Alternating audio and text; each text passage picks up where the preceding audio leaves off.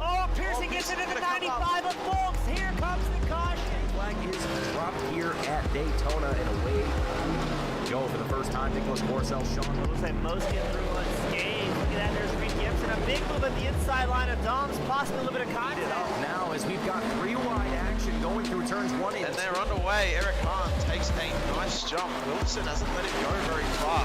Come out here for Circuit Spa Francorchamps. Alex Johnson's off to a brilliant start there. Just how oddly shaped this one is. We saw in the background Eric Hahn go for a bit of a swing, and he's gone and he's over. New stuff. Cody Graham's been one-on-one up into second place. Alex Johnson 6/10 lead at the moment. Mr. Dicey up front. There's Andrew Kessel, Justin Sang. They are ready to go. The lights are out, and away we go for the very first time here at Oklahoma International Circuit. Finley Fitzsimmons.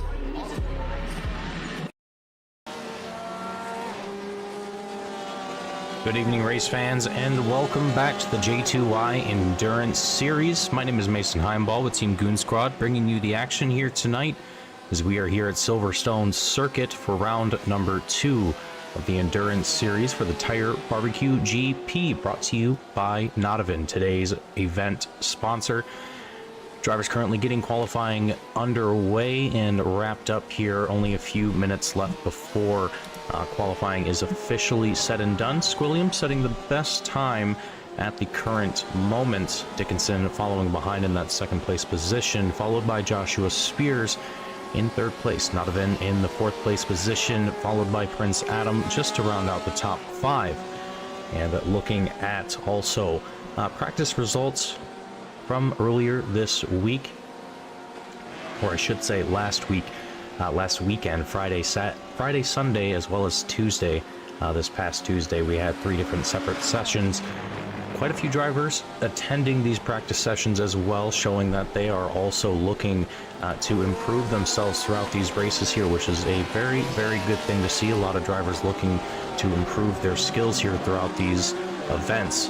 Always something that we like to see, the competition getting a little bit closer to one another and being able to fight a little bit more as the season prolongs. Speaking of fighting in the season, points have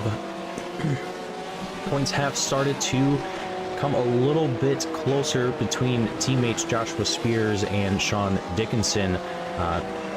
Joshua Spears now holds just 1 point over his teammate Sean Dickinson in the championship at this moment. So Joshua Spears looking to continue to improve, and hopefully come away with some good success here today. In the practice sessions, he was able to pull away with a 157.176 as his first time that he was able to come away with during the first practice session, and quickly thereafter on Sunday, a 156.586, along with other drivers being able to slowly work their times up here as well. Captain CK, another driver attending all 3 of the practice sessions throughout this weekend, setting within the top 3 best times of each session here as well. So Captain CK looking to put that consistency to the test here, as most of these drivers, as you can see on the left-hand side of your screen, are within that 156, 157, some even 155 region at this moment. We got a couple outliers that are still looking to improve those times. Some of them have already retired down to pit road. They are going to call it quits here before the races, or before the qualifying session is over, and get themselves prepared for the hour-and-a-half long endurance race that they are going to have ahead of them.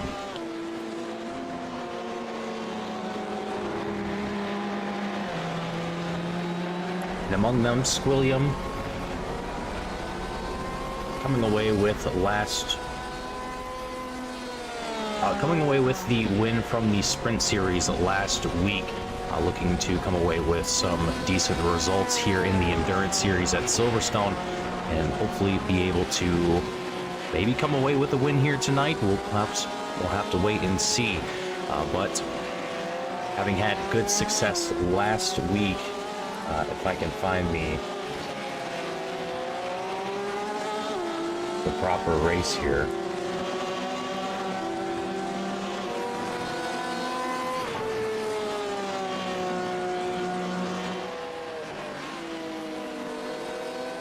Barcelona, that's where we were. For some reason, could not remember where it was exactly, but Barcelona is where we were for the sprint race for round number 2 last week. Switching it up, going to Silverstone for today's race, and I gotta say, it's going to be a fun one to watch for those of you watching at home, and I hope that you folks will enjoy the action here as we just tune into Spring Flower. Seems like they might have got themselves facing the wrong direction there for a brief moment, but that is going to be the checkered flag being waved just about a minute ago, and these drivers here just completing their final lap around the track before we officially get things wrapped up. Drivers make their way back down into pit road and get ready to get lined up on the starting grid and prepare themselves for the start of today's race here at Silverstone. Just a moment for things to get wrapped up officially, and then we'll go through our starting grid for today's race and see exactly where our drivers are going to be starting. Now, a lot of the drivers where we kind of left off from were able to mostly stay in the same position, but there is one little surprise here that I did not catch until just now, which I believe came in right at the last moment. I must have missed it. But as soon as we see qualifying officially give the go-ahead to move on into our next race, or into our official race here tonight, I gotta tell you, it was looking rather promising for Squilliam to come away with the podium finish, or not the podium finish, but with the starting position, with the first place starting position here, pole position. Dickinson is going to come away with it by a mere 0.5 of a second, 0.4 of a second. Math is not exactly being my friend at the moment, but a very, very impressive feat to make with, I would assume, is the last chance that he possibly had coming across the line before things fully got wrapped up and sent here. What is going on?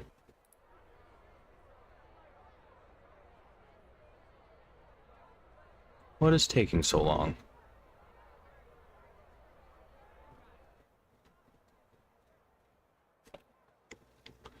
Okay, I think that might have fixed it.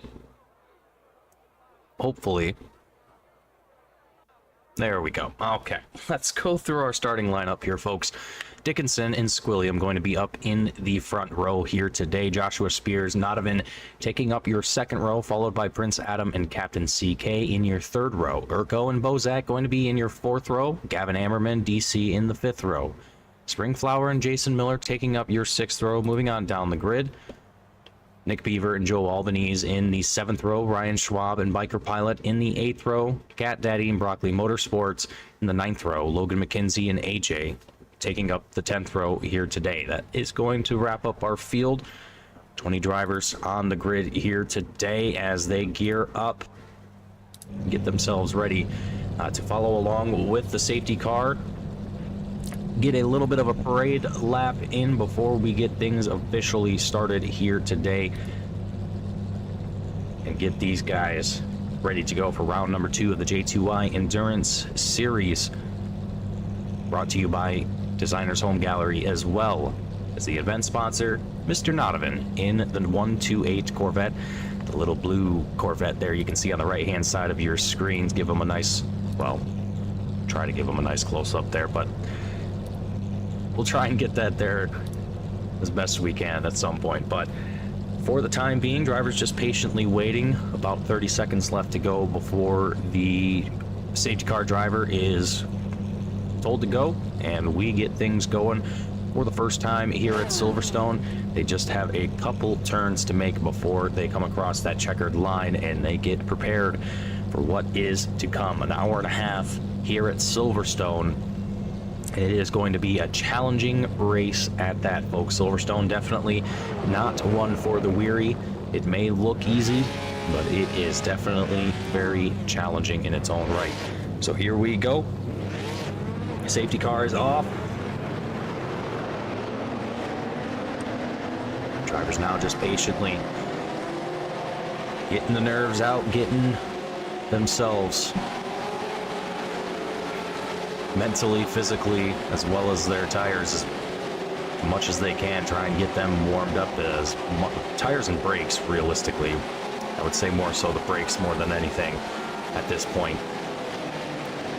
The safety car appears to have made its way down into pit road. That was awfully quick. Unless I just didn't see it. Dickinson, Squilliam, side by side, green flag drops, and away we go. Here for the first time, Dickinson manages to get away from the pack. It's Joshua Spears, Squilliam going to be side by side, heading off into turn one.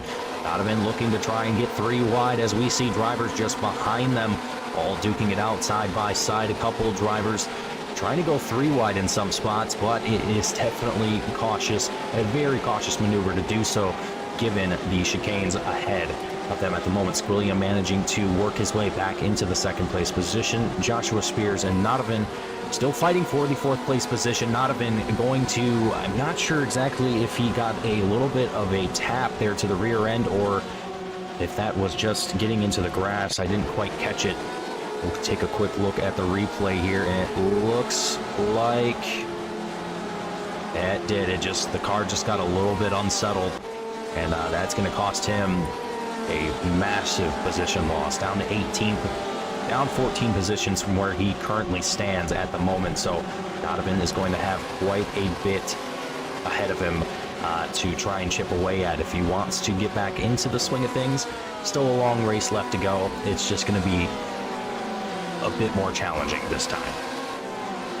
Looking a little bit back in the latter half of the field, Nick Beaver, the number 10 BMW. This, you can see the all-white BMW chasing behind Ryan Schwab in the 199 Corvette, the purple and black machine just up ahead of him. These 2 drivers starting to get rowdy here. Beaver going to the outside of Schwab as they approach the right-hander, excuse me. And Beaver making quick work of the pass here around Schwab. He is managing to work his way into that 12th place spot and moving right on up. Joe Albany's just a little over a second ahead of him at this moment. The 02 Porsche, I think, is going to have that BMW logo lingering in his rearview mirror for too long. It'll just be a matter of how long is the question. Things relatively settling out throughout this field, though, as we can see most of the drivers. We'll try and get a little bit of a wider look here at this field. Coming up from above, a little bit of a lockup we can see from Joe Albany is just behind Jason Miller that we're locked on here with the red number 9 Corvette. See, he's right alongside Gavin Ammerman. Is that Spring Flower? That might be Spring Flower, actually, the 93 Porsche. Side by side as they come down the long straight, heading into the left-hander. Spring Flower going to be to the outside, going to have not the advantage that he might think going into this turn, and really not the speed that he's going to want to keep through this section here as well. Jason Miller doing a fantastic job of keeping himself in the correct line and really just trying to keep it there and be aggressive in a sense that he's not going to give up that line to stay quick and be fast out here. Great work by Jason Miller. Keep along with that action as much as we can here, as there's action developing around this field. Joe Albany's Nick Beaver, 11 and 12 at the moment, as I predicted. Beaver right to the inside now. Joe Albany's the 02 Porsche trying to fend off the number 10 BMW, and Beaver definitely showing his prowess here. So he looks to the inside, gonna make an easy pass, it seems. Well, I say easy, it looks easy to us viewers at home, but Beaver is being very tactical about where he's positioning himself, how he's attacking these lines, how he's attacking the brakes, so on and so forth, how he's kind of approaching this whole race in general. He is definitely very experienced in these sort of situations. Nick Beaver going to continue to follow behind now Spring Flower as he made the pass around Joe Albany's. And now the number 93 Porsche is going to get a little bit of the same effect, same feeling as what his 02 teammate just recently discovered. A little bit further up ahead, we got Prince Adam and Urko, as well as DC starting to get in on the mix of things. A little bit of action developing up into the top 10. But Nick Beaver, as I mentioned, is still pushing, and one of the most aggressive drivers on the track is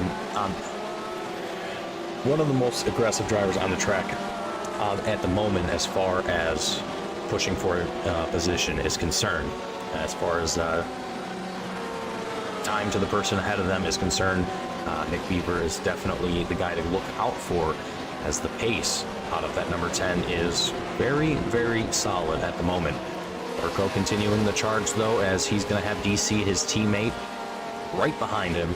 The number 3 and 33 Porsches kind of just in sync, in unison at the moment, just both clicking off laps and staying with one another as best as possible. And frankly, this is a great tactic by these two teammates, utilizing the draft of one another to, especially on these long straights that Silverstone does have.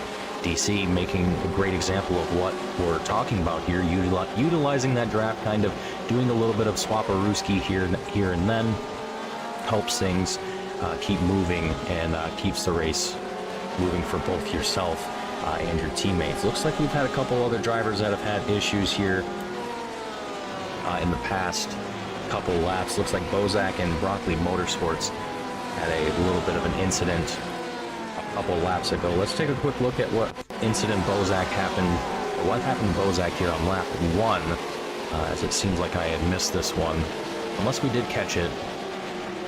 Nope. A little bit of a lockup. Nothing too major from Bozak. Great work from stopping the car, not letting it go through the grass, and inevitably into someone else if that was going to be the case. Looks like Cat Daddy might have went off track there for a moment, but we're looking at Broccoli Motorsports. His incident then happened on lap 2. Another small lockup, nothing too major. Doing a great job of getting that car slowed down and getting back on track. No harm, no foul. A little bit of an awkward position to come back onto the track, but makes it work nonetheless.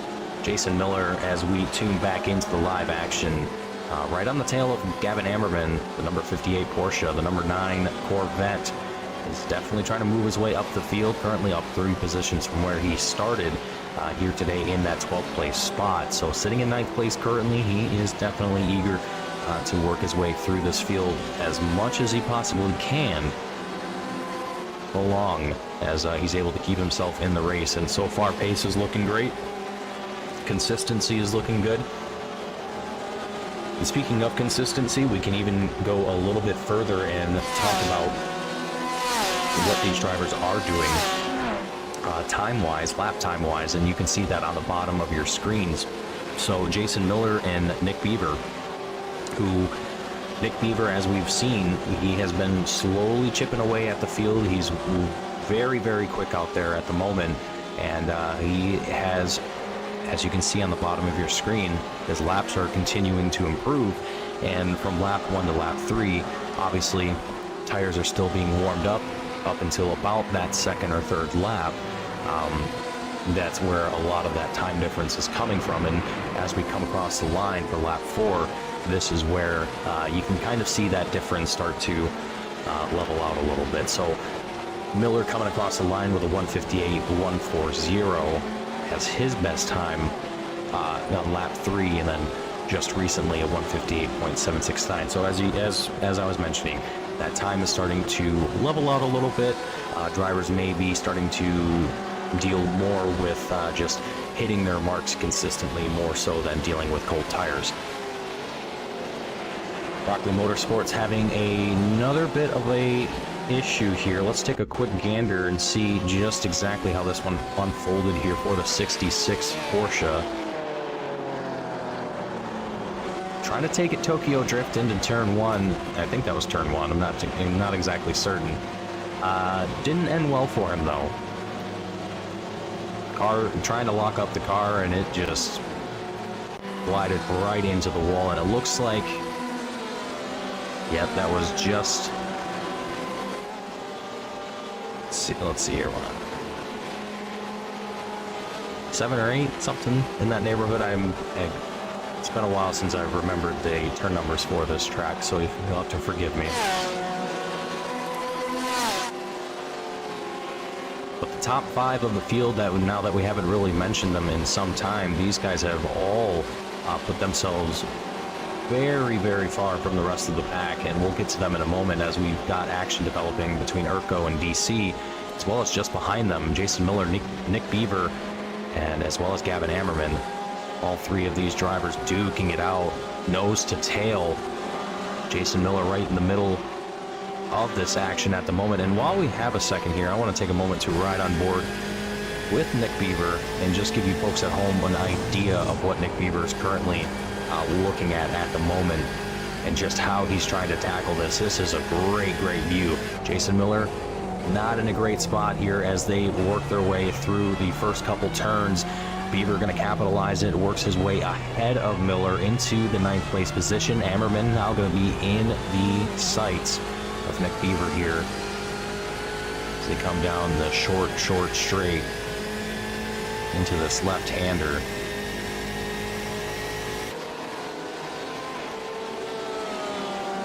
Staying single file for the moment. And speaking of this track, you know, there's not a whole lot of passing opportunities, but there's definitely a lot of opportunities to pressure someone into making a mistake and overshoot a braking point. There's a lot of different situations that could go wrong here at this particular track, and I think that's what makes it exciting in a lot of ways, is that while I said at the beginning of the broadcast it might not seem that difficult, it definitely has its quirks. As Nick Beaver continues to put the hammer down in that number 10 BMW, Gavin Ammerman doing everything he can try and stay ahead of him, and got to give credit where credit is due. Gavin doing a fantastic job, but Nick Beaver sees an opportunity. The door is open. He goes to the inside of the number 58 Porsche as they come down a little bit of a straightaway here. Ammerman able to get out ahead of him. A little bit of a late braking from Gavin. Nick Beaver staying calm and patient. He's going to do the switch around as they come through the chicane side by side once again. There it is, Beaver to the inside, coming through the final turn across the checkered line. Beaver is into the 8th place position. Great work by Nick Beaver.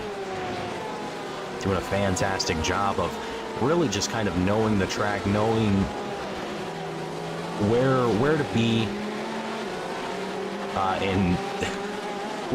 in those kinds of situations, and just how to position yourself in a way that's going to help you. Let me put it like this: Gavin was playing checkers, Nick was playing chess. That's basically the easiest way to explain it. Ryan Schwab finds himself off track and in a big way. Going to lose a position to Bozak, the 906 machine. Let's take a look and see just how this one unfolded here for Mr. Ryan. Gets off into the dirt there a little bit, and there it is again. Just not quite finding himself where he wants to be on the track, and fortunately that just happens sometimes. You get into a little bit of a weird line, and sometimes it just takes a minute to get out of it. I've been there. But now we're starting to see some battles get heated up here. Urko, DC, Nick Beaver. These 3 drivers battling for technically the 6th place position. Urko holding onto that spot at this very moment. DC and Nick Beaver. Again, Beaver, the hard charger of the race at the moment, has not... He has not let up at all throughout this race here, and is continuing to push in that 7th place position, up 6 from where he started. He is definitely earned that title of hard charger, and I think he has no intention of letting that up here anytime soon either.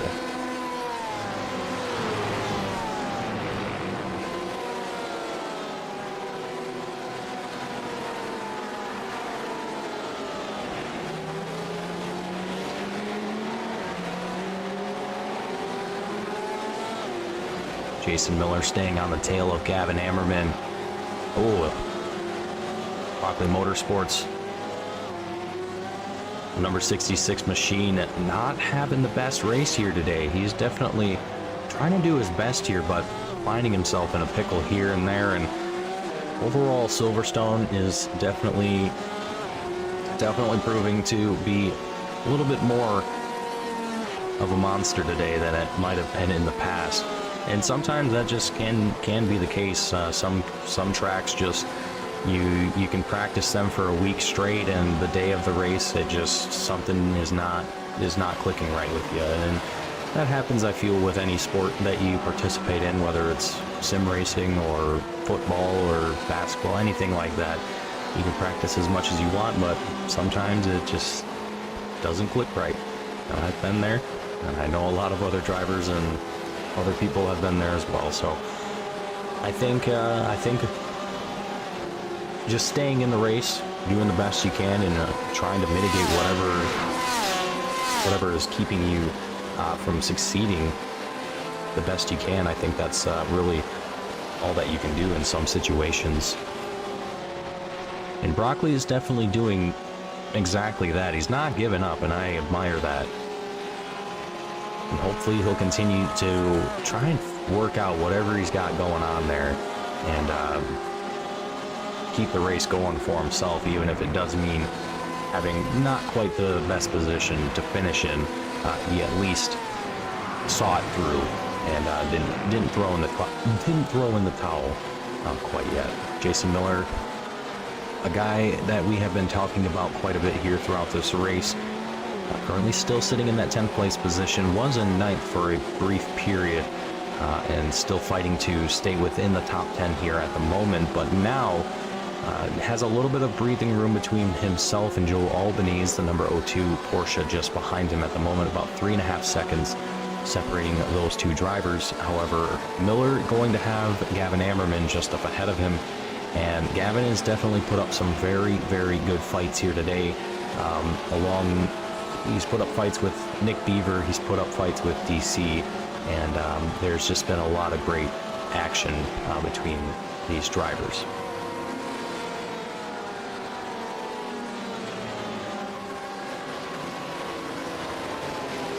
And since we haven't really talked about the top 5 much at all throughout this race here, let's give a shout out to Dickinson, Swilliam, Joshua Spears, Captain CK, and Prince Adam.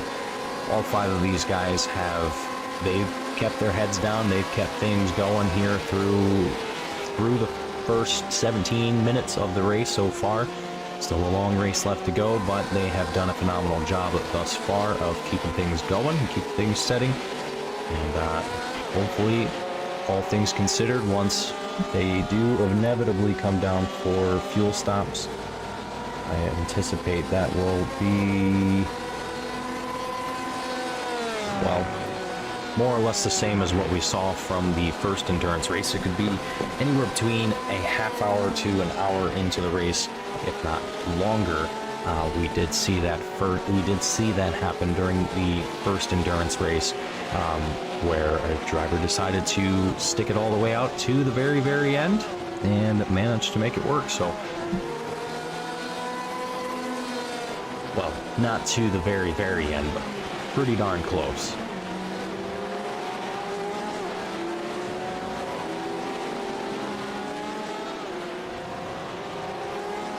Here goes Gavin Ammerman, Jason Miller, both having a little bit of a bout.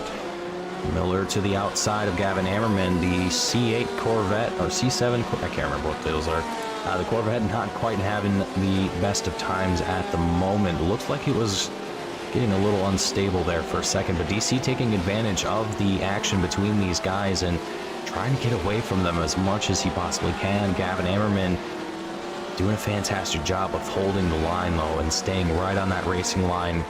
And Jason Miller, I mean, really just kind of mimicking that.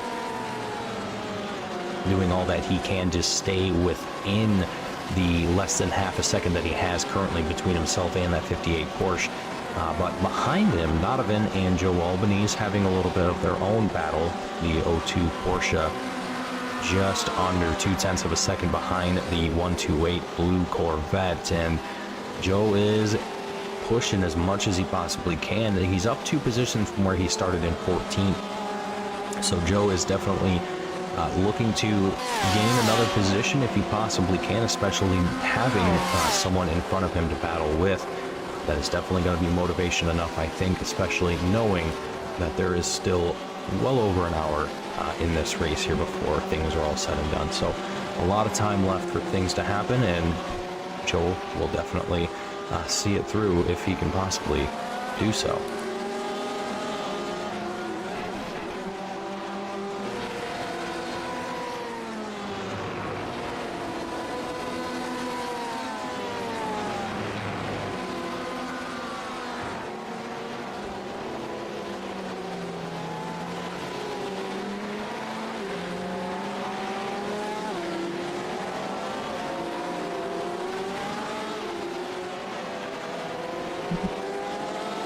Things are getting heated between Gavin Ammerman, Jason Miller.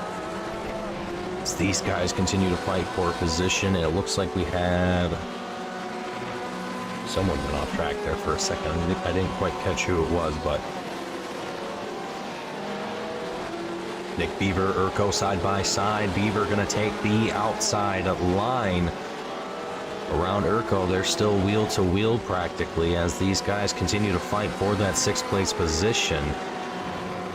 Beaver coming across the checkered line with just a half a car length ahead as they head into turn 1. Urko going to have to hit the brakes to avoid overshooting that turn, and is going to continue to try and challenge Beaver as best as he possibly can. Beaver working his way up into the top 5. He's only got 1 more position left to do so, but even despite passing Urko here for the 6th place position, he's going to have over 4 seconds to catch up to Prince Adam, who currently sits in that 5th place spot. So great work here from Beaver, from working his way all the way up from 13th up into 6th. That is definitely a fantastic feat to be had, but there's still a lot left to be done and still a lot of time left to do it. So I'm curious to see what the pit strategy is going to be here from drivers like Beaver. I wonder if he's... Excuse me. I have the hiccups today, and I don't know why. I'm curious to see what drivers like Beaver are going to do for fuel strategy. I'm assuming that he's probably burning through a little bit more fuel than other drivers, given the way that he's kind of been attacking the course throughout the first third of this race here, if you will. And then you have other drivers like Dickinson, Squilliam, the top 5 essentially, who've managed to kind of give themselves a little bit of breathing room between one another. I mean, you can look on the right-hand side of your screen, the track map, and you can see 1, 2, 3 are all almost perfectly evenly spaced out. There is not much distance between them, and they've managed to keep it that way for quite some time. So with that being said, what fuel strategies these guys are going to want to take, how they're going to want to take it, especially considering that there's 30 to 60 minutes of a fuel window. There's a lot of things that can happen in that time frame. So very curious to see how this one's going to play out for these guys. And let's continue to watch along and see what's going to happen here, as things are relatively stable at the moment. Not a whole lot of action happening on the field. We've got a couple close drivers, but for the most part things have settled down. So we're going to take a moment, give a shout out to our series sponsor, our event sponsor I should say, Nodovan here in the number 128 machine. Huge thank you for supporting today's race as well as this series. It's great to be a part of it, and as well as the Designers Home Gallery for sponsoring the series. Great to have them on board and for being a part of this season of the J2I Endurance Series. It's been a lot of fun so far, and I hope everyone watching at home is enjoying the action, as it's been a lot of good action in the very beginning of the race. And again, as I mentioned, things are just getting a little spread out between drivers. They're getting some distance between them, and naturally over the course of the race, drivers will find more and more distance between them unless things like pit stops bring them back together. Now, no caution flags will be thrown during the entirety of this race, so they don't have to worry about anything like that or of that nature. So keeping things relatively smooth and consistent is really just the name of the game. You don't really have to worry about too much other than just not putting yourself out of the race, because if you do, that's it.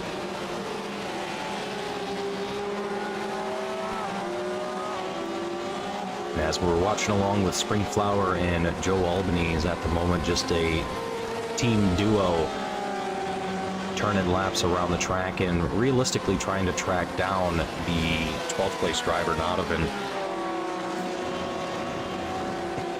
who currently is sitting, or that is Bozak, the 906 driver, who's sitting up ahead of them in 12th place. My apologies, but Bozak is about 5 seconds ahead of these two drivers here at the moment, and they're going to have to continue to push as much as they can. And while I was saying that, it looks like they kind of spread out from one another, and while being fast by yourself is always a good thing, you're always going to be faster in a draft. And while it's not always possible on a road course, with how big Silverstone is, I would definitely say you want to try and use it as much to your advantage as possible, but it doesn't always work out that way.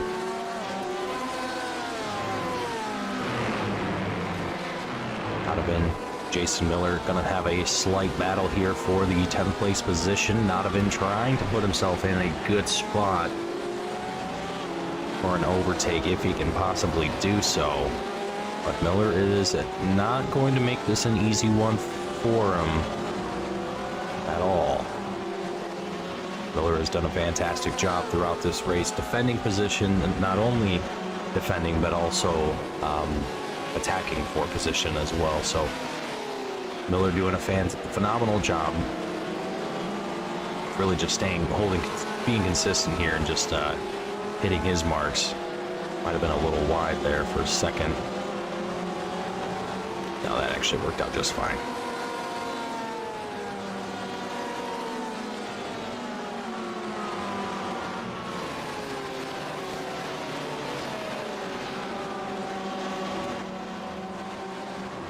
Joe Albany, Springflower, they're going to be side by side coming out of the final turn and across the checkered line.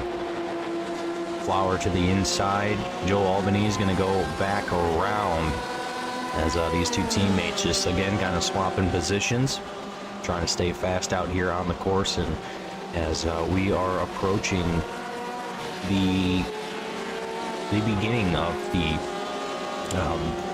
estimated pit window, we could start to see drivers start to make their way down into the pits before too long, but there's still time left, and there's definitely still fuel left in the tank for these drivers to make that decision when they choose to do so. Joe Albany is taking advantage of Springflower, going a little wide on the exit of that turn. He's going to take back that 13th place position and continue to try and weed down Bozak, but the last time that we spoke about these two drivers and Bozak, they were about 5 seconds away. Now they're about 8.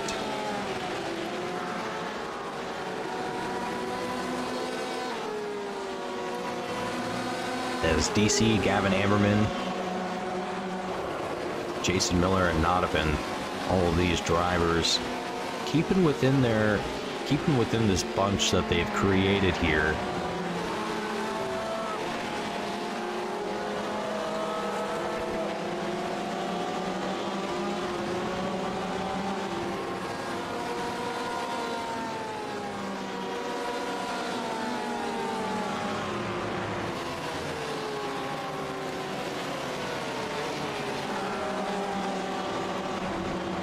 Nodovan continues to stay right on the tail of Jason Miller, and I mean really all 4 of these drivers that we're watching along with now, I mean this has kind of been what they've been dealing with throughout the entirety of this race, is someone's either been behind them or in front of them.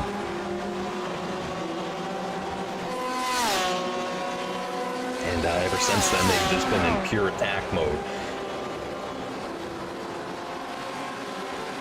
And here comes Nodovan to the inside of Jason Miller, makes the pass happen. The number 9 machine not really having much to retaliate with in that situation. I'm going to fall back behind the 128 machine. Nodovan now going to be on the heels of Gavin Ammerman. Nodovan putting the pressure down, looks to the outside, we're 3 wide, coming across the checkered line, heading into turn 1. Nodovan to the inside, he moves all the way up into the 9th place position. Ammerman gets a little skittish going through turns 1 and 2. DC gonna keep out in front of all of this action here as Bozak, Gavin Ammerman, Jason Miller are all in on the action. Ammerman very close to the left rear side of the 128 Corvette, almost giving him a little bit of a tap there to the rear quarter panel. Manages to avoid it, doing a fantastic job of being aggressive, but not being overly aggressive and putting other drivers out of a race. Even though sometimes some drivers want to do that, that's not technically what you're supposed to do. As any good race car driver knows, if you ain't cheating, you ain't winning. Moving on, Gavin Ammerman, Bozak.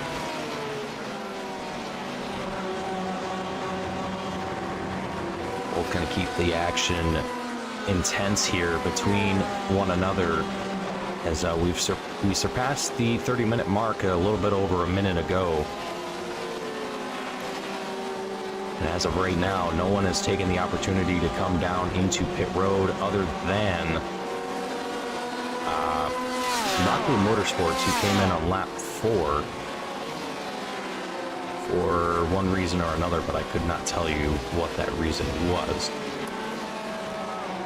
Needless to say, Gavin Ammerman, Bozak going to be side by side here once again. Gavin trying to do everything he can to stay out ahead of that 906, and you could see a little bit of ooh, tire smoking. Whoa, DC.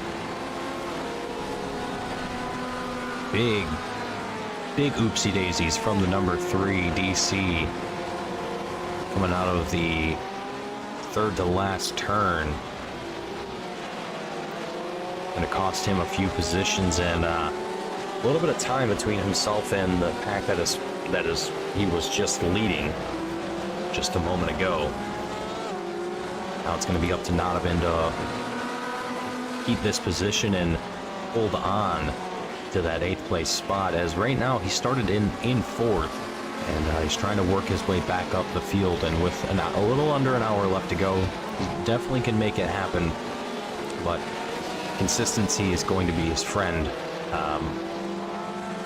And I think he's kind of got that figured out. Let's take a look and see just how consistent. Well, we can even do one better than that. Let's show some sector times and get an idea of how consistent some of these drivers actually are. Let's look at Bozak and Gavin Ammerman, and we'll take a look at Nodovan here as well.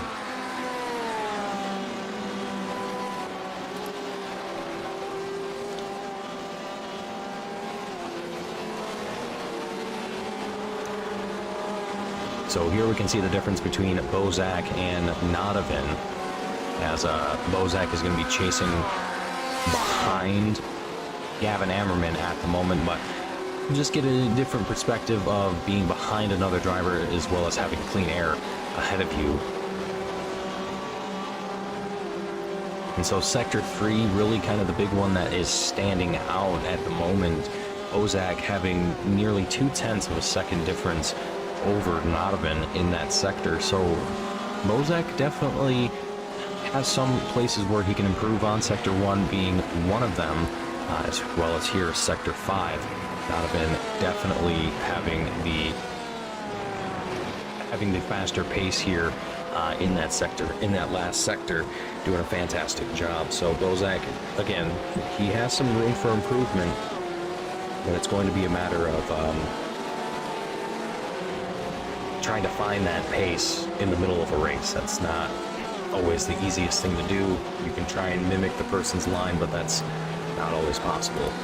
Exciting action here, though, for Prince Adam and Nick Beaver. Beaver finally tracking down the 777 Porsche and is now applying the pressure, trying to work his way up into the top 5, managing to do so through the final turns. As I get myself confused with where those start markers are. Anyway, moving on. Prince Adam, Nick Beaver continue to stay side by side here.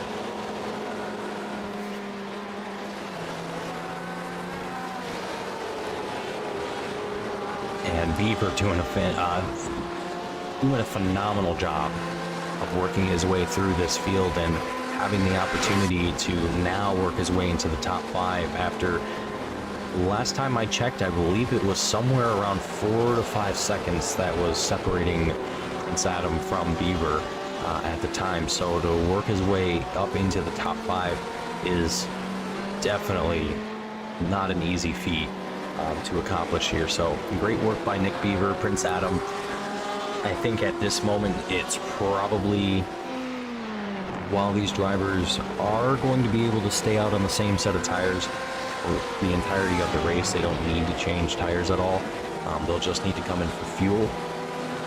I can imagine that Prince Adam probably doesn't want to be too aggressive at this point. I think based on just how Silverstone is with tires, Beaver, I think, might be playing a little bit of a risky game, risky maneuver here by being as aggressive as he is with pace. But who knows? Maybe I'm wrong. Maybe it's just the sheer consistency that's kind of helping him out here. But over time, I think the degradation that you could see from someone from Beaver's tires compared to someone like Prince Adam's tires, I'm sure it probably will be pretty significant, just given on how much Beaver has done here in the first third of the race. So I'm not 100% certain what drivers like Prince Adam are going to do here as the race progresses on, especially considering that pit stops are still going to be a thing. And that could be part of the strategy as well, of not wanting to be too aggressive too early on, is that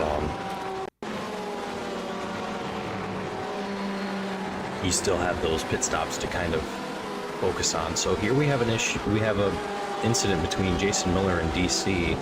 So Miller gets a little off track, and then DC, I think, just kind of reacted to it and found himself off in a particular spot there. So very easy fix for both drivers. Nothing, no harm, no foul.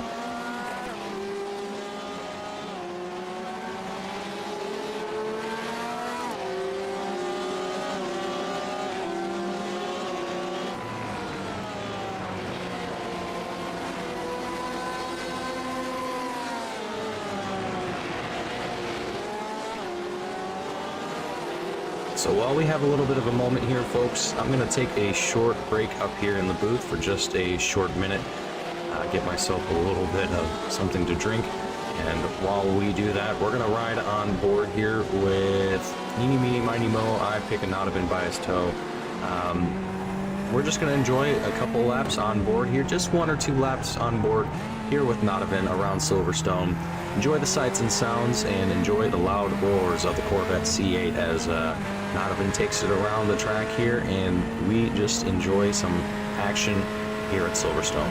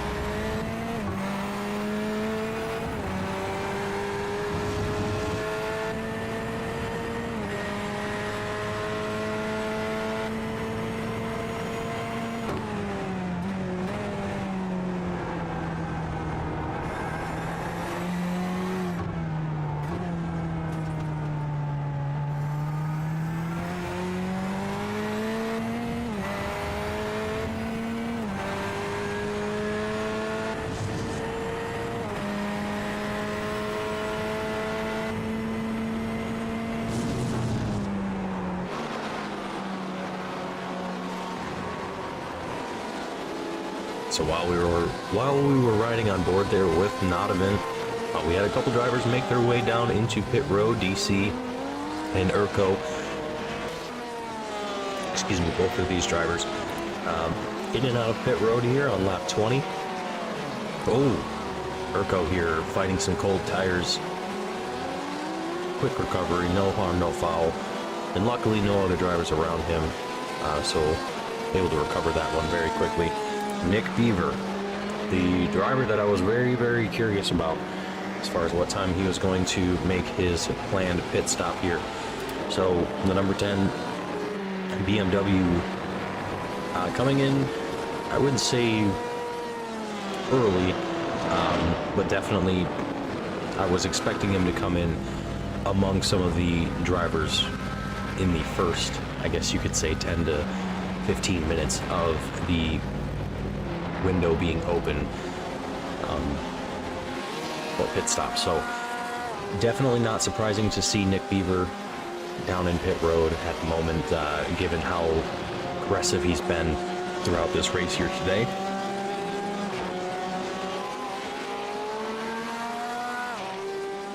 But now it's going to be very interesting to see how the rest of this field is going to respond to these pit stops. Now, I feel like there could be an underdog sort of situation where there's a driver lurking at the moment who is probably very obvious to me at the moment, but has just not really stood out yet. And frankly, it could be one of the top 5 who have just had this race dialed since the very beginning. Ryan Schwab. A little bit of a lockup there. That's going to cost him a couple tenths of a second to Cat Daddy, as Cat Daddy, the 78 Porsche, works his way up into the 12th place position.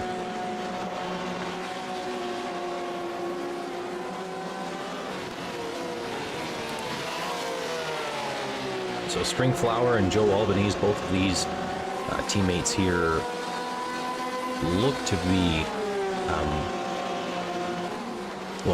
they're obviously mimicking each other at the moment and kind of just sticking with one another. I would have to imagine that they are also going to do the same for their pit stops. So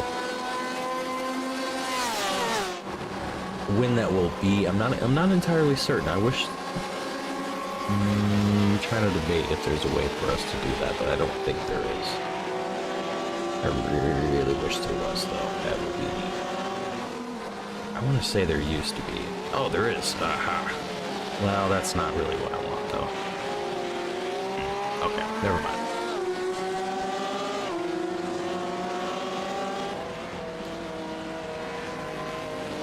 So the two teammates, they are going to decide to take it another lap around, and frankly, with these two drivers, I think they've kind of fell into a middle ground in the field where they haven't been going slow, but they haven't been going particularly fast either. They're both of these guys, their best lap was a 159.19. Now, I want to take a moment here and just take a quick peek at these guys' qualifying times again here, because what's going to be interesting here, let's see, so Springflower, oh man, that's not going to show us the full time, is it? That's unfortunate. So okay, if we go 2 seconds ahead of that, so Springflower was putting down a 157 and the Joe Albanese was a 158. So realistically speaking, these guys are sandbagging. Well, not sandbagging in the sense that that they're trying to go slow. It's more so in the sense that I think they are saving, and heavily saving. Captain CK, however, is not in the mindset of saving, as the number 50 Ferrari makes its way down into pit road. And it's going to find itself coming down into pit box and grabbing as much fuel as it can possibly fit and getting back on the track as quickly as humanly possible. So the field slowly trickling their way down and through pit road, and we're going to see just exactly how things shape up here over time. Oh boy. Okay, so that startled me for a second as Captain CK was making his way out of pit road. It looked like there was a battle happening, but he's going to find himself in a battle-ish. Going to be on much fresher tires. Well, not tire. Jeez, why am I saying that? He's going to be probably a little bit heavier than these guys, given that they are going to be running a little bit low on fuel, but knowing those Porsches and how they drive, I don't think it'll be too much of an issue here for CK to keep himself steady here.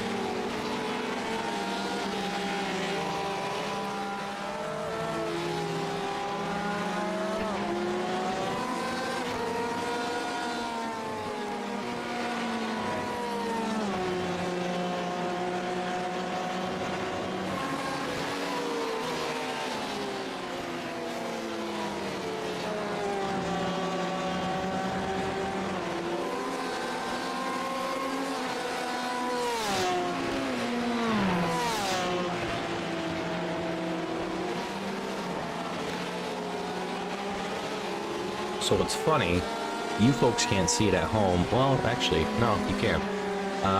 So if you look on the left-hand side of your screen, you'll see that Captain CK has managed to achieve a top speed of 231 miles an hour.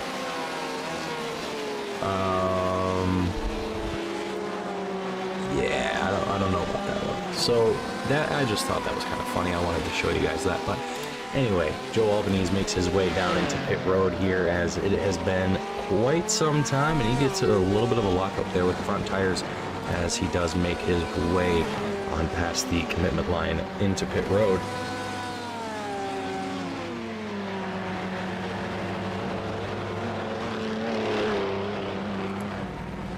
But what is interesting to me is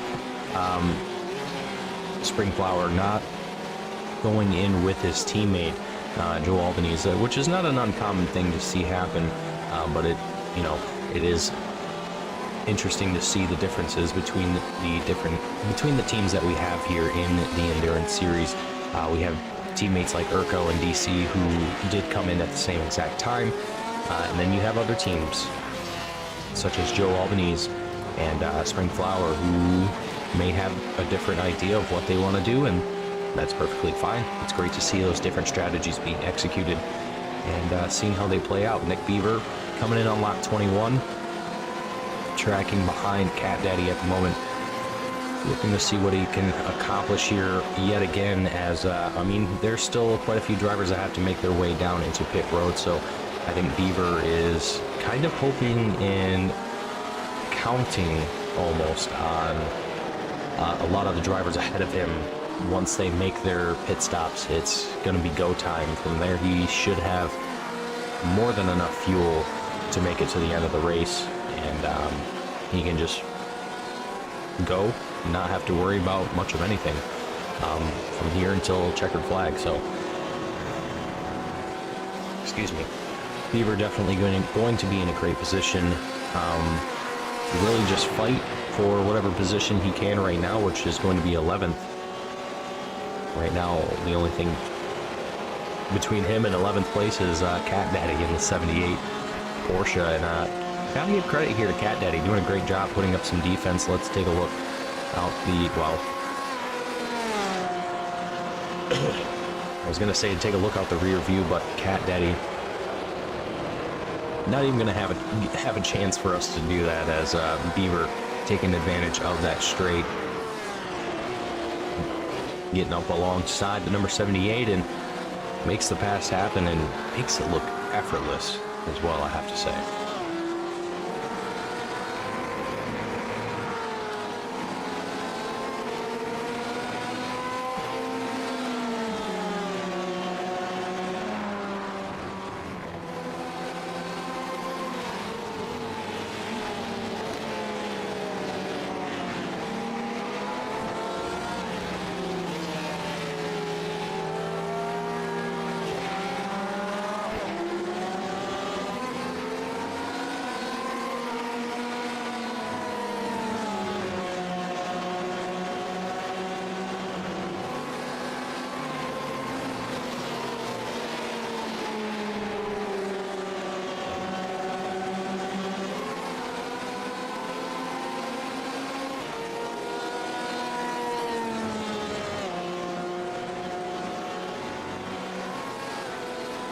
And so now the field really is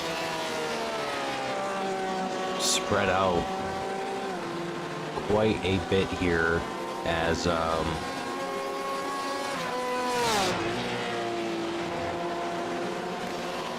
there's not many battles happening out on the track at the moment, and there's very few that are close to forming into battles. We're half expecting more or less the drivers that are expecting, or well, that are needing to come down into pit road to make those pit stops here, and you can see that on the,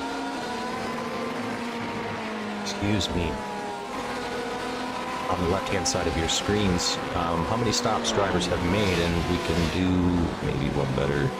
Yes.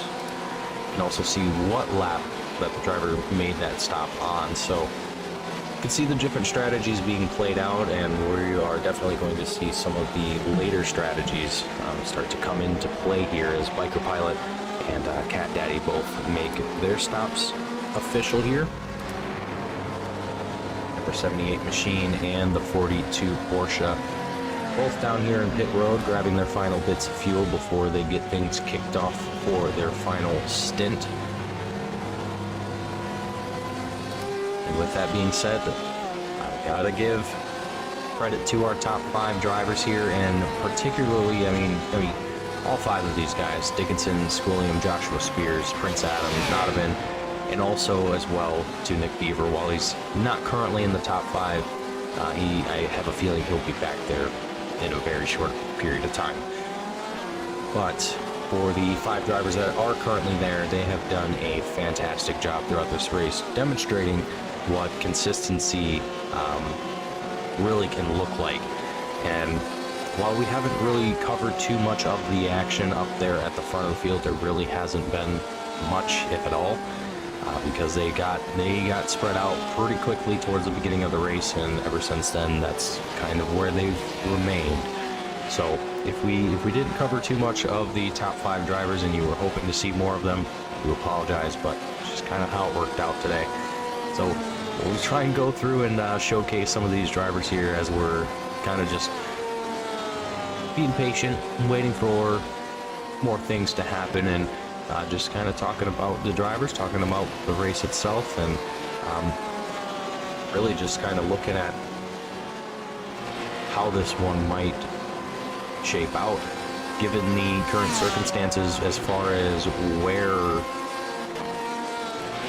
some of our fast drivers such as Nick Beaver, Urko, DC, where some of these drivers have come down into pit road, where they position themselves as far as pit strategy. I think right now Beaver has a very, very good chance to at least get himself back into the top 5, maybe even come away with a top 3, but he's got, let's see here, oh, he's got plenty of time. Here comes Joshua Spears down into pit road, the 3rd place driver here at the moment, and I think this might be the point where we start to see the rest of this field start to come down as well.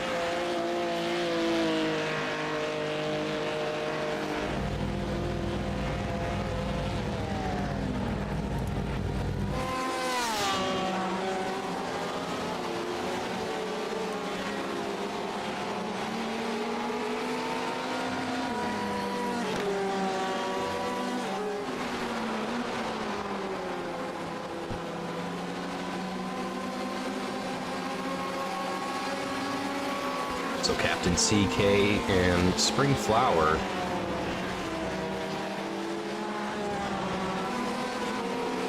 in a small battle for 8th place here at the moment, and I say small given that between the two they have about a half a second to close, so not exactly going to be the really realistically the easiest thing to accomplish here at the moment, but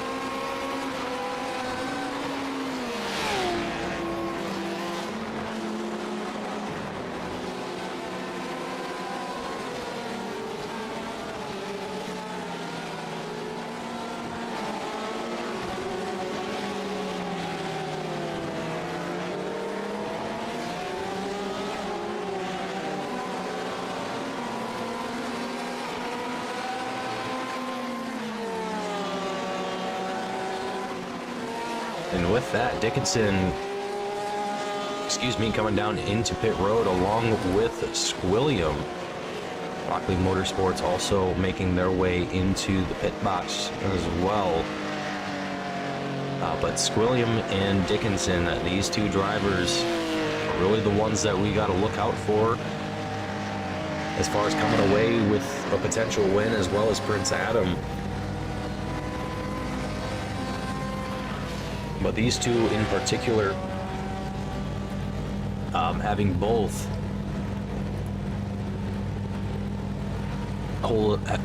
held on to the first, second position for the entirety of the race so far. I mean, both coming in at exactly the same time as one another. They are going to be neck and neck with each other. And with that, I also am now seeing just how far Nick Beaver has kind of been set back here.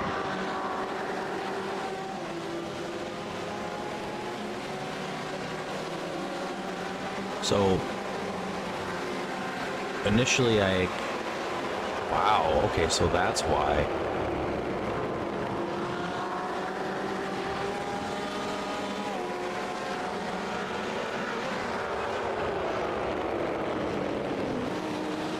So Squilliam, we can take a look at this information here on the left-hand side of your screens.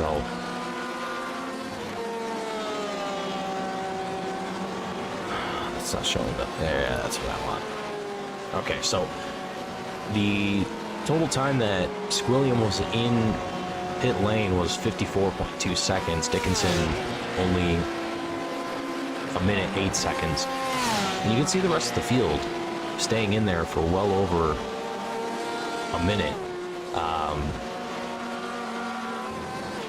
trying to garner as much fuel as possible. So what's very interesting to me, while it's not necessary for Squilliam or even Dickinson to take that much fuel, they don't need it, but it's just it is very interesting to see the differences that these drivers are taking. So there could, I mean, while it might seem insignificant, that really could mean the difference between, I hate to guess in this sort of situation because I'm not exactly certain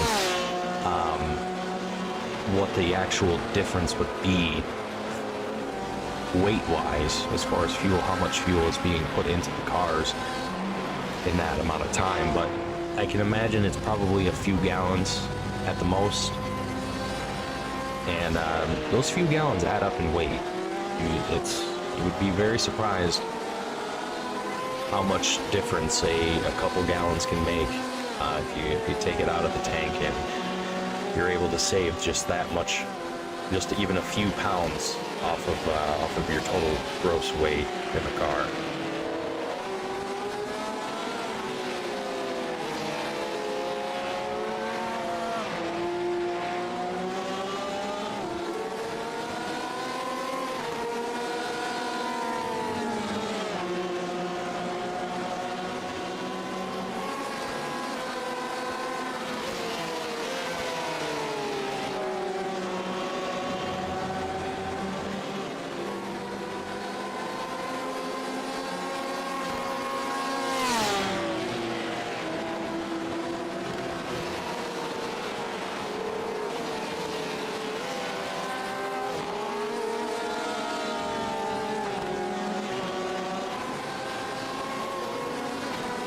Just watching the action between Cat Daddy and Biker Pilot at the moment.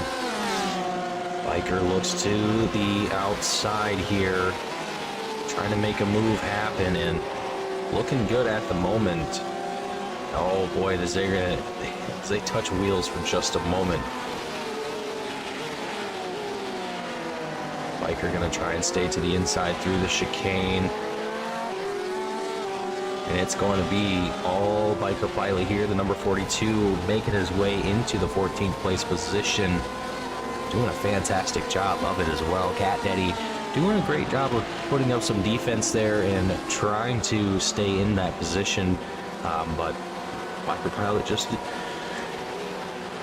excuse me, Biker Pilot just doing a fantastic job of really just, again, putting yourself in the right position. Sometimes it may be off of the racing line that you want to be on, but like I mentioned, it's kind of like playing a game of checkers, or not checkers. It's like playing a game of chess. You kind of have to be multiple steps ahead of your opponent to kind of outwit them, outsmart them, however you want to call it. You want to play a little bit of mind games with them to get them to really just kind of make the mistake that you want them to make in a sense. Easier said than done is basically what I'm trying to get at.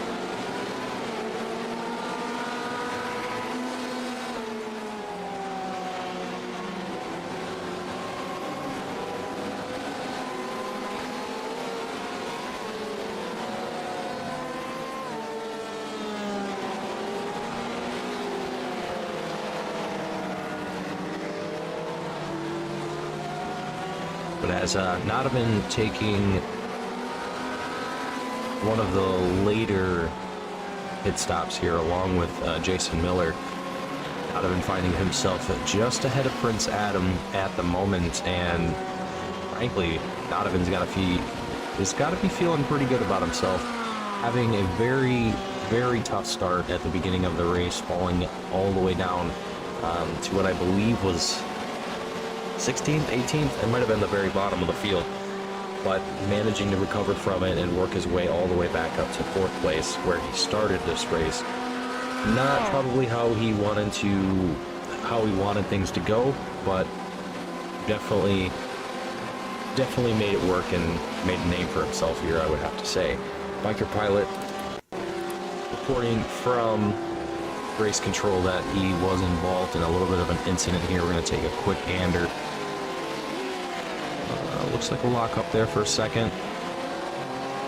Oh, I think he might have... Hold on a second. What in the world happened here? What did you do?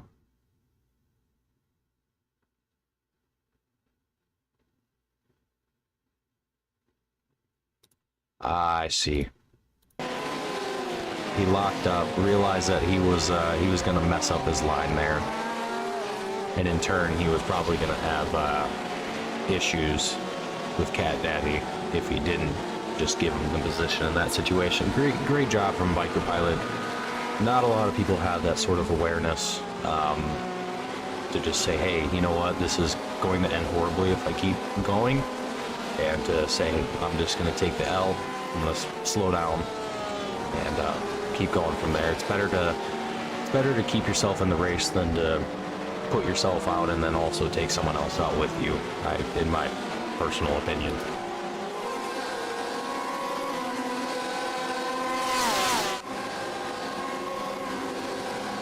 Cat Daddy and Biker Pilot feeling the pressure from the race leader Squilliam, as Squilliam's going to make his way on by the number 42 machine and put a little bit of a cog between Biker Pilot and his quest to work his way into the 14th place position.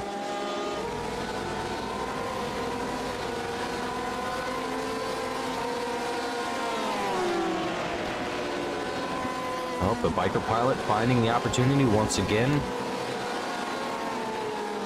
And through turns 1 and 2, alongside Cat Daddy side by side. Cat Daddy gonna go a little too wide here.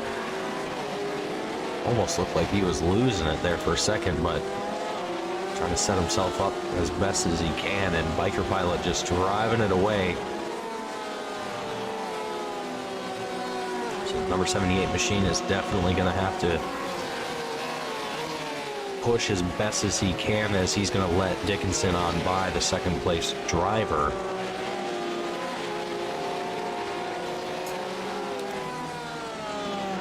Captain CK making his way out of pit road. Wait. What?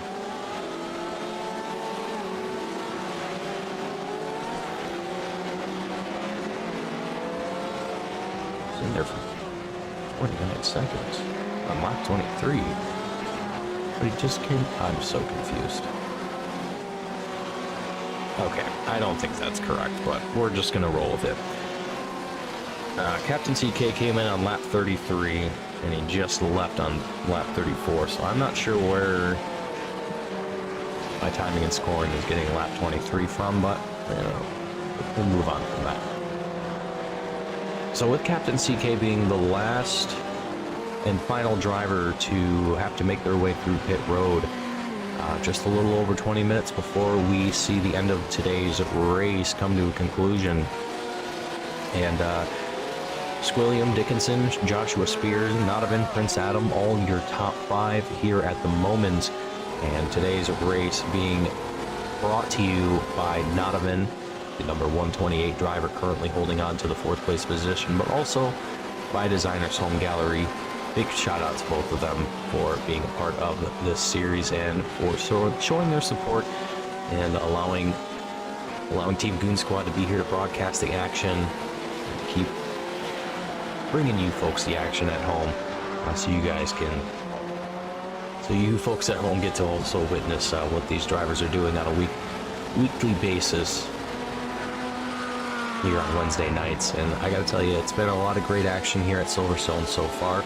And with about 22 minutes left to go, I suspect that there will still be a little bit more action left to be seen, and it's just a matter of when and where.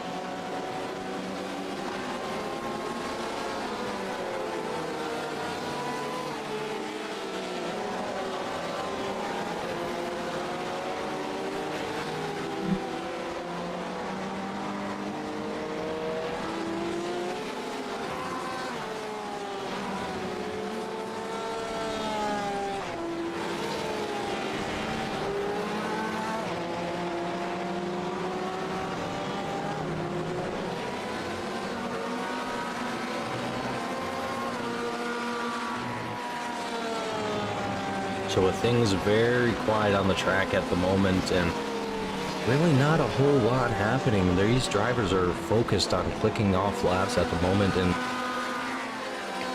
the closest battle, realistically speaking, is between Squilliam and Dickinson, and there's still about 2 seconds separating these two drivers. You can kind of see them lingering, or you can see Dickinson kind of lingering there in that shot. There it is again. As he makes his way around the right-hander, it's sort of a large chicane, if you will. Not quite, but needless to say, folks, it is winding down to the point of the race where, like I mentioned, drivers are focused on clicking off laps and staying consistent, and if there's not really an opportunity to fight for position, there's not really a whole lot of reason to push too aggressively at this point. Tires are definitely going to be a little bit more difficult to handle this time around. We can kind of take a look at the lap times. This isn't exactly the best representation, as these guys are very good at staying consistent. We do have a little bit of a blip here from lap 34 and 35, where we see about a second increase in pace from Dickinson, as well as from Joshua Spears. It looks like there's a pretty significant jump there. I'm not sure what happened in that time, but needless to say,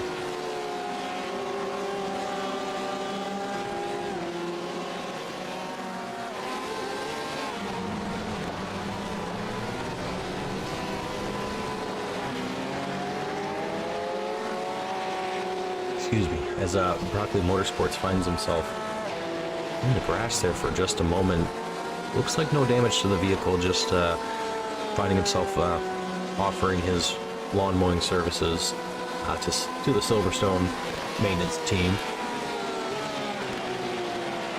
That looks like Dickinson and Squilliam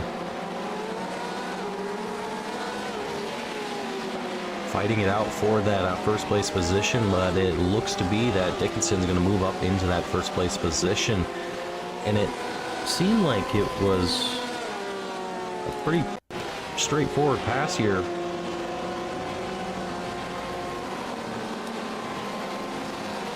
Yeah. I think that was definitely a coordinated move here from Dickinson and Squilliam.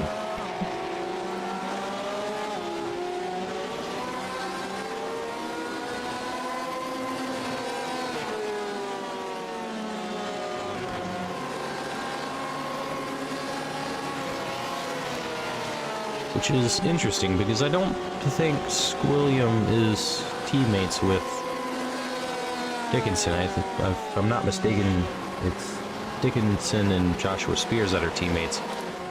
I could be mistaken though. I'm not entirely certain on that. I'll have to get myself updated on all of the teams again and re-verify that. But for the time being, I did not think that they were. I assume that they were on separate teams, but needless to say, there was definitely a coordinated move between Dickinson and Squilliam, as we just saw for that exchange for first place, and I would have to assume that it was team related. But either way, Squilliam managing to come away with a few laps in the lead, getting an opportunity to stay out in front and enjoy some of that clean air out in the front of the field. But either way, they both managed to hold on. I mean, literally the top five have all stayed, well, including Nodovan, who managed to work his way back up into the top five.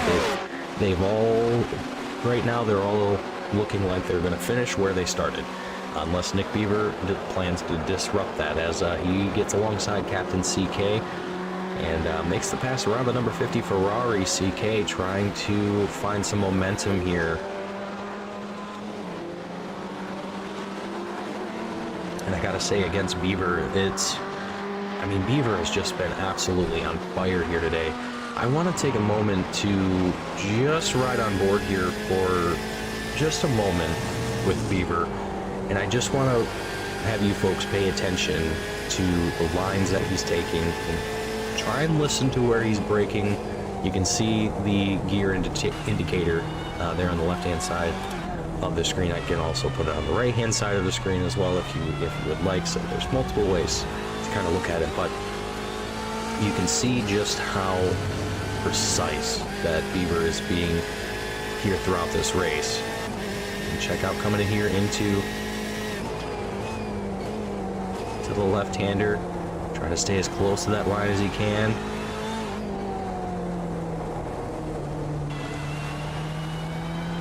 Double apex situation, great work there. Using as much of the racetrack as he possibly can, all the way across into the right-hander. This is a fast one too. You want to keep your speed up. Here through the S's, as I like to call them.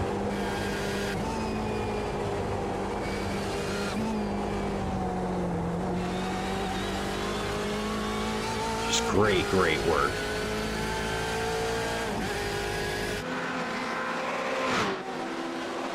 And the thing is he's been doing that this entire race. It's phenomenal. Beaver has definitely made his presence known here tonight and has continued to show that he's got the pace to be here. And I'm sure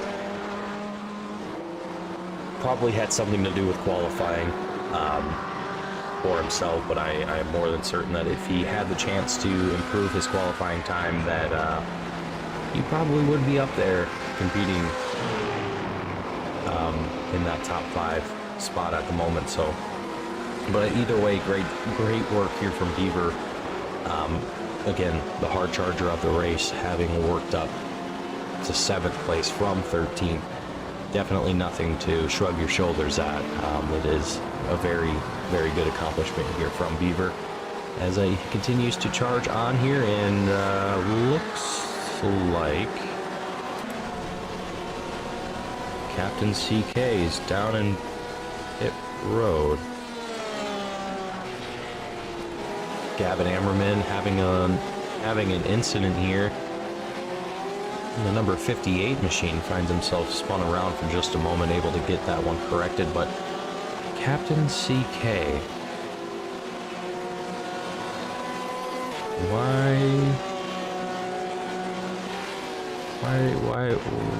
what happened here, buddy?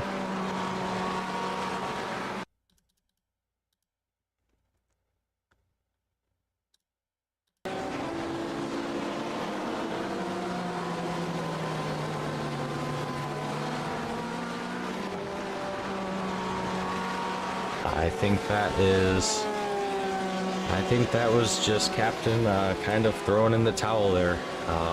Unfortunate to see, honestly. Not something that you really want to have happen. It could just be life-related. Things happen outside of sim racing, and can't always finish a race when you want to, but tough to see Captain CK have to retire from the race early. Definitely had a very, very good run going throughout this race here today. So hats off to you, Captain. Hopefully we get to see him out there in the next one.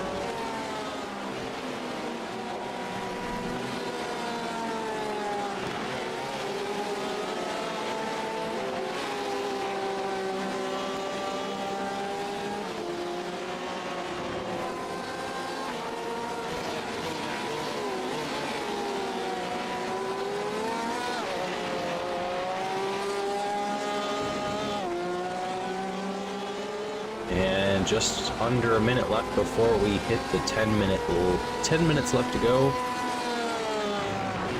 These drivers are, I'm sure, eagerly awaiting for their crew chiefs to come over their radios and let them know that it is only going to be a few more laps until the end of this race. Lap times are currently sitting at about 2 minutes per lap. And so with that, 5 laps might not seem like a whole lot to folks at home, but it's been a long race for these guys already, and I'm more than certain that a lot of them are ready for it to see the end. But some drivers are still giving it a good college try, trying to push as much as they can. Springflower and DC here. Oh boy. DC finding a little bit too much of that curve there, but managing to keep things going nonetheless.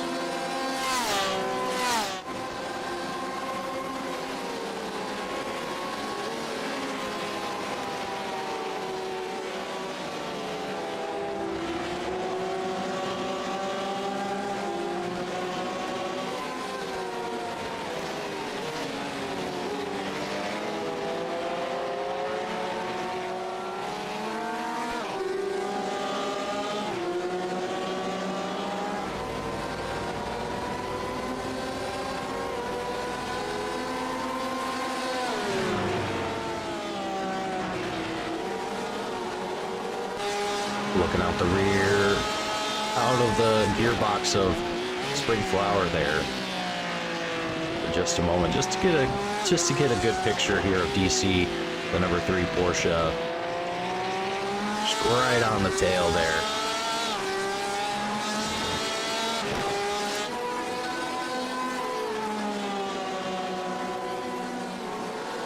Just a good look at some action. here as we're just winding down the clock and waiting to see what final battles will form, as again, majority of this field is fairly set and ready to finish this one out. It's just a matter of staying calm and consistent. Meanwhile, Joe Albanese and Ryan Schwab look to might have had a battle there for a second, but I think Joe Albanese was just making his way on by Ryan there, and not making too much hassle of it. But Springflower and DC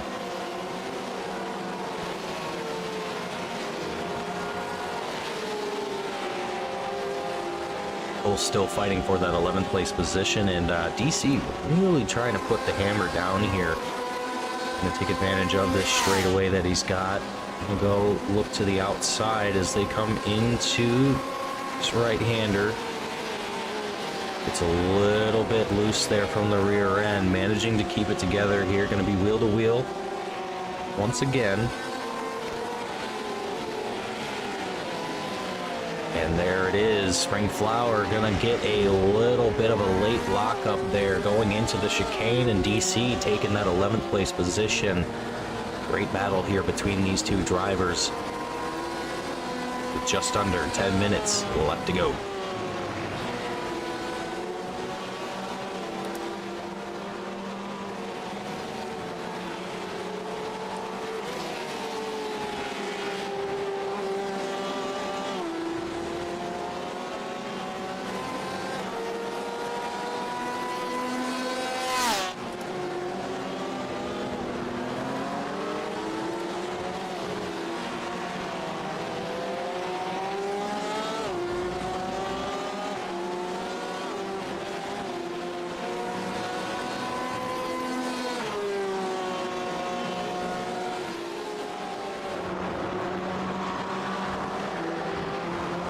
And Nick Beaver, the man of the hour,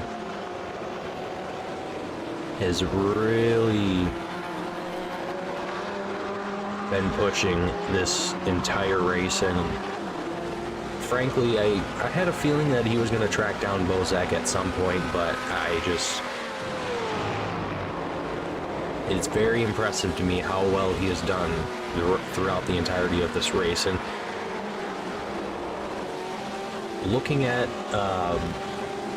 lap times, I mean, Beaver hasn't even set the fastest laps of the race. He's just been so consistent that it has helped him dramatically throughout this race. And I think a lot of drivers, what they fail to realize during their racing careers is that consistency is going to help you far more than being fast for, you know, a few laps of the race or half of the race or however long. It's the consistency that's going to help you in the long run, because I think everyone knows how to be fast. It's how do you stay fast for a long time. That's the real challenge.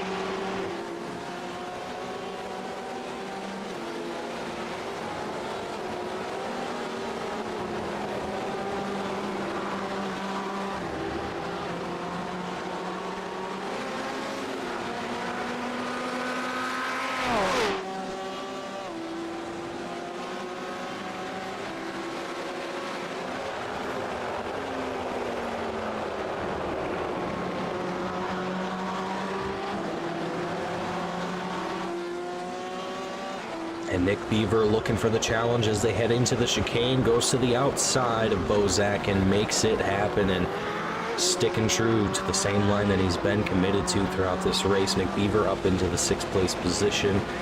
With 4 minutes left to go, there's about 11 seconds between himself and Prince Adam up in that 5th place position. I don't think that he's going to have enough time to track him down.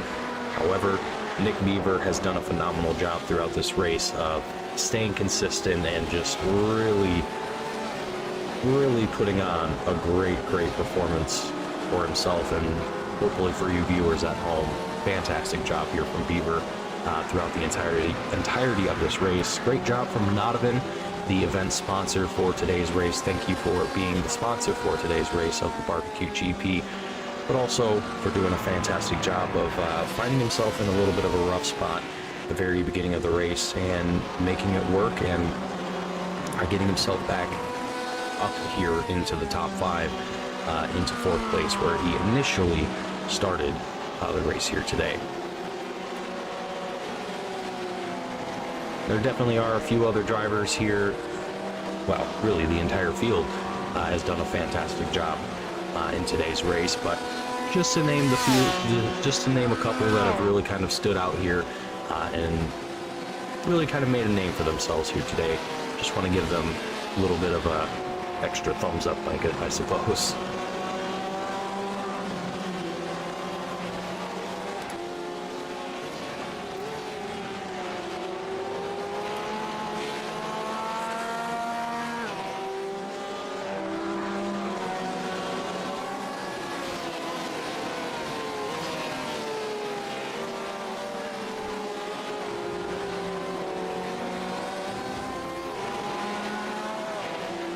Schwab and Joe Albanese are duking it out here with just about 2 minutes left to go. Albanese off into the gravel for just a minute, into the sand for just a minute.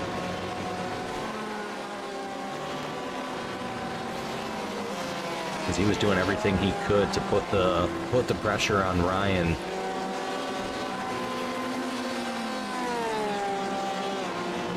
Just gave it a little bit too much beans there, but he's still right on the tail of that 199 Corvette. Oh man, a little bit of a lockup there, and just barely gets into the grass. Joe Albanese.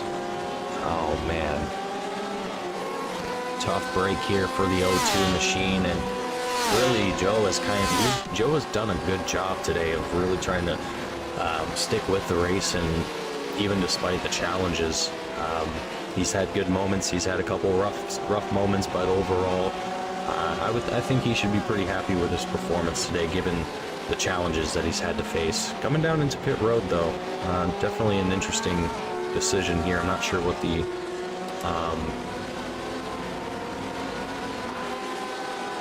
decision behind that was, but here we go, folks. Just under a minute left to go before we see the checkered flag fly, and by the time that Sean Dickinson makes his way across, makes his way around the track for the last time, that will conclude our race here today, and we'll just watch along here with Sean and watch him come across the line and finish this one out here today, unless, well, I don't think there'll be anything that develops in this time, but you never know. Things always happen in racing. But for the time being, Sean Dickinson, Squilliam, Joshua Spears, Nodovan, Prince Adam are your top 5. As of right now, things don't look to be changing anytime soon, so long as they can keep things steady and consistent for the final lap of the race.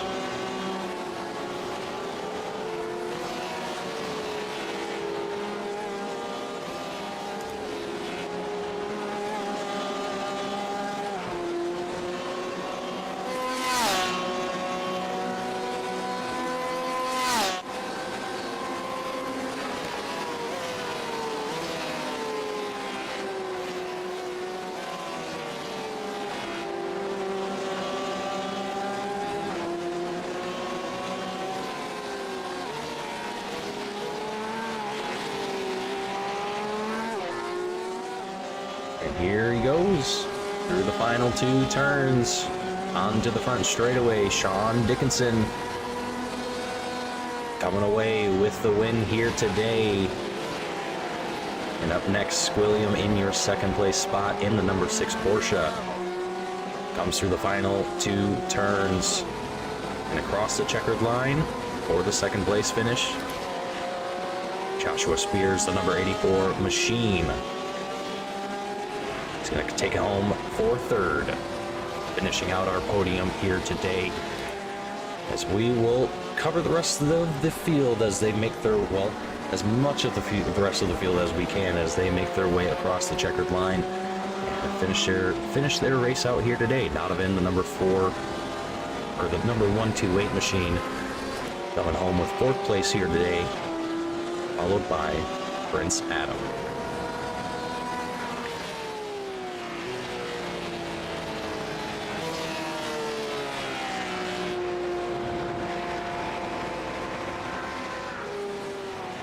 Nick Beaver taking it home for the 6th place position. Bozak in the 7th. Jason Miller, Urko, Gavin Ammerman, DC, Springflower, Cat Daddy, all looking to finish out their laps here today as well.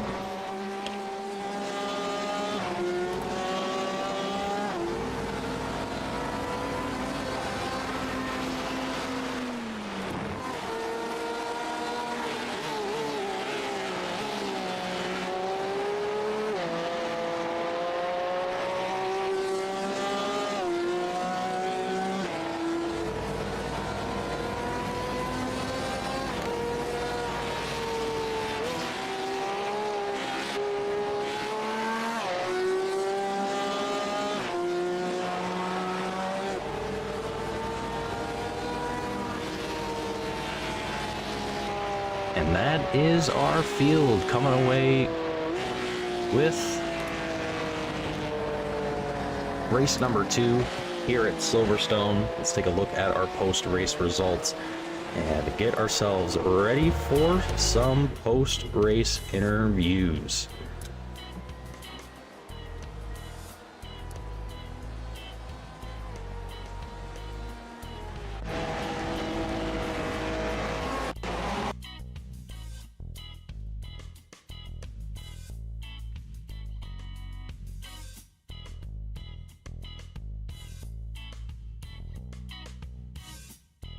And the first driver that we're going to have up in the booth here today is going to be Mr. Joshua Spears, number 84 machine, coming away with 3rd place here today. Josh, it was quite, well, I'd say for the top 5, it was a relatively smooth and easy race. The only driver I would guess I would have an exception for would be Nodovan, having that little bit of a kerfluffle on the opening lap. But for yourself, Squilliam, Dickinson, I mean, it was pretty much smooth sailing. And for yourself and for your teammate, going into this race, you guys only had, well, you had a 1-point lead over your teammate going into today's race, and finishing 3rd and him finishing 1st.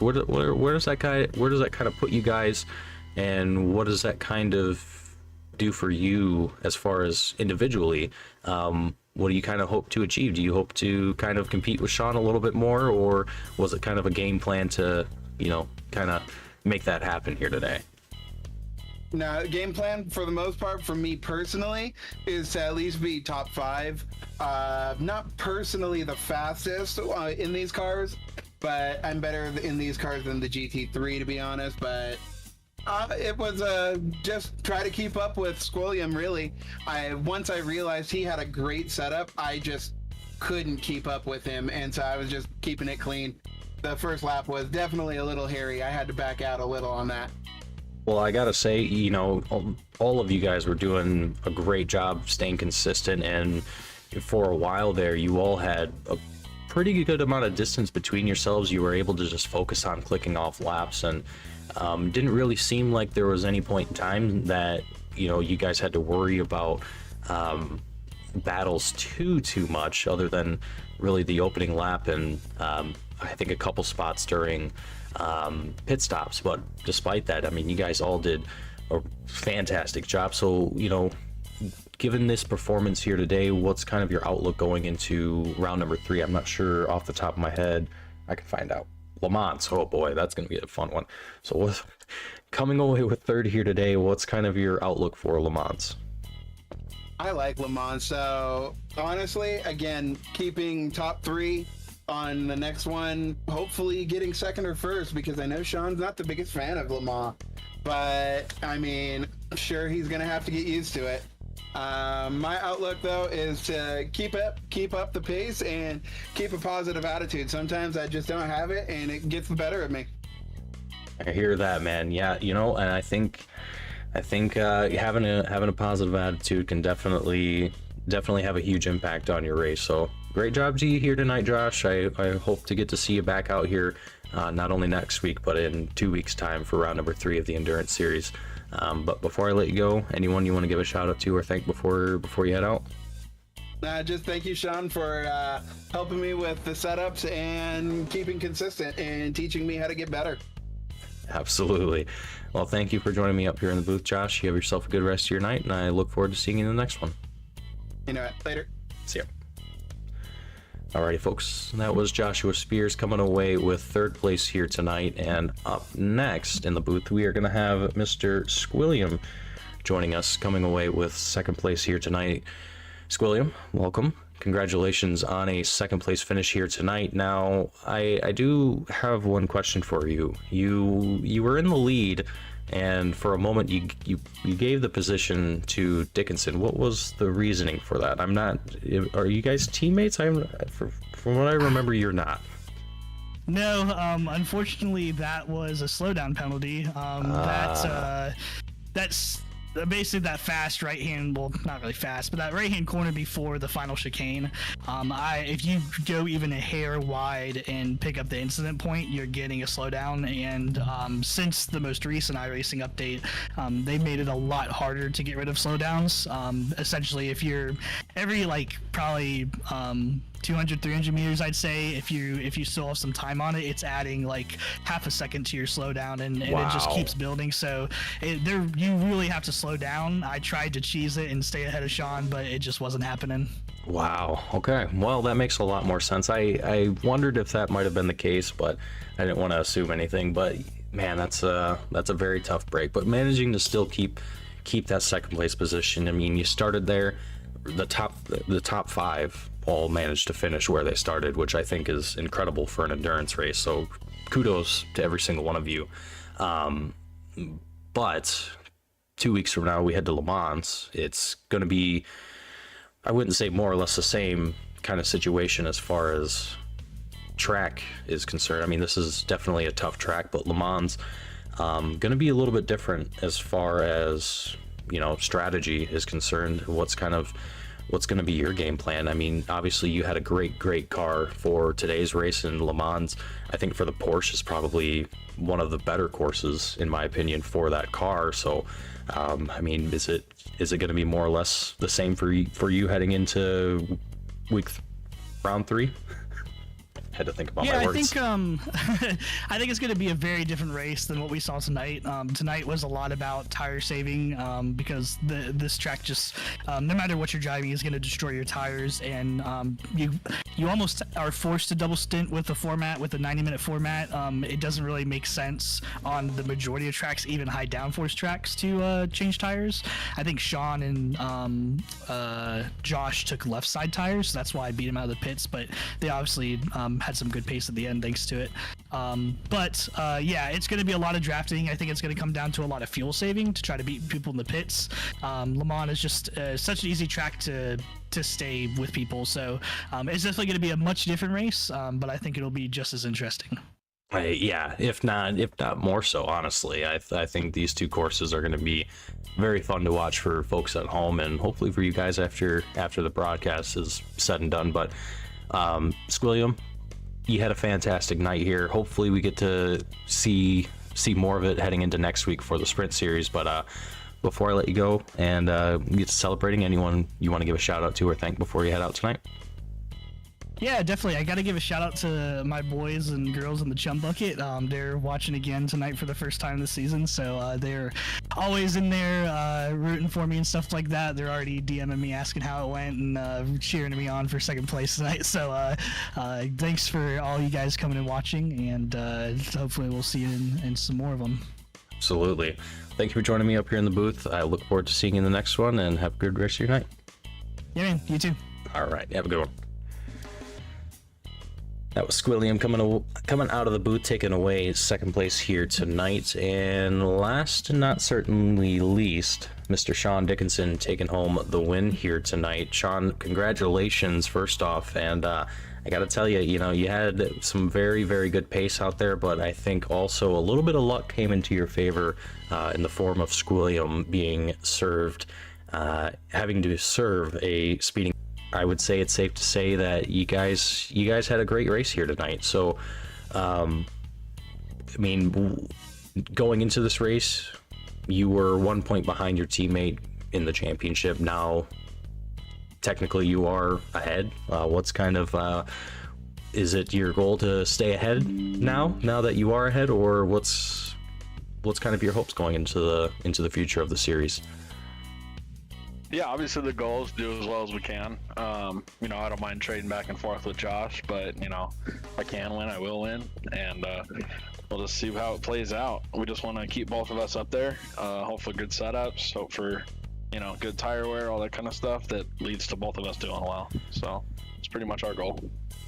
In coming away with podium finishes for both of you is going to be great for the team championship as well, and in the long term as well. I'm not sure exactly how the team championship is going to play out, but what team right now is kind of your biggest, I wouldn't say threat, but who are you looking at as kind of your biggest opponents in this series as far as pace and points? What's kind of, who do you want to stay ahead of team wise?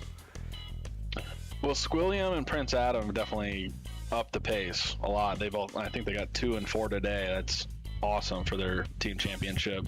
The other two to look out for are Nodovan and Bozak. I think this track definitely didn't suit their setup style. So, and then Nodovan's spin on lap 1, that wasn't good for them. But depending on the track, they'll definitely show some pace on some, more fast tracks, lower downforce stuff, and that'll be hard to beat. So those are the two teams we're definitely keeping an eye out for. Well, I think today you guys definitely made it known that they got some work to do, but there's definitely still a lot more races left in the season before things are all said and done, and you guys definitely have a good head start to the season, so keep up the good work. But Sean, before I let you go and get to celebrating with your teammate, anyone you want to give a shout out to or thank before we head out? Yeah, the team SimCity Racing, got a shout out to those guys. They're a great team. I just got back with them doing GT3 racing now that the new Mustang came out, so now I'm doing 2 league races a week almost. This is every other week, but yeah, got to give a shout out to those guys. Great guys to work with, great team. So yeah, that, and then Josh helping out with all the setups and racing with me and having a good time. Absolutely. Well, Sean, thank you for joining me up here in the booth tonight. Congratulations on your win once again. I look forward to seeing you in a couple weeks time at Le Mans, and hopefully get to talk to you again there. But until then, you have yourself a good rest of your night, and I'll see you then. Yeah, thank you. You as well. You're welcome. You have a good one. Bye. Alrighty, folks, that was Sean Dickinson out of the booth, coming away with the win here tonight. And that is going to wrap up our coverage here of the J2Y Endurance Series, sponsored by Designers Home Gallery, and tonight's race brought to you by J2Y's very own Nodovan. My name is Mason Heimball with Team Goon Squad, bringing you the action here tonight. Thank you all for watching. If you enjoyed what you saw, hit the like button. Don't forget to subscribe, catch all the action that we have here throughout the week. And I will see you all same time, same place next week as we head to race number 3 at Montreal for the Sprint Series. Thank you all for watching. We'll see you all in the next one.